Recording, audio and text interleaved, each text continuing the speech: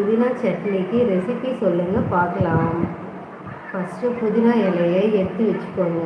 எண்ணெய் போடுங்க, கடுகு போடுங்க, எண்ணெய் போடுங்க, வெங்காயம் போடுங்க, பச்சை மிளகாய் போடுங்க, ஒரு 2 இஞ்சி போட்டுக்கோங்க, பூண்டு போடுங்க, வெங்காயம் தக்காளி போடுங்க, நல்லா வதக்கிடுங்க.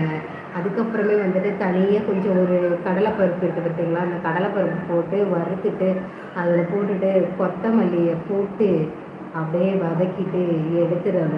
ஒரு 5 காஞ்ச மிளகா, 2 பச்சை மிளகா வரும், காரத்துக்கு ஏற்ற மாதிரி.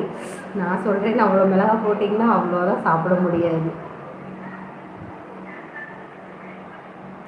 ஆற வச்சு மிக்ஸி ஜாரில் ஒரு 2 கிரைண்டரில் போட்டு மிக்சியில் போட்டு அடிச்சுட்டு எடுத்து சமைச்சு சாப்பிட்டு பாருங்கள். ஒரு அற்புதமான புதினா சட்னி ரெடி. லெமன் சாதம்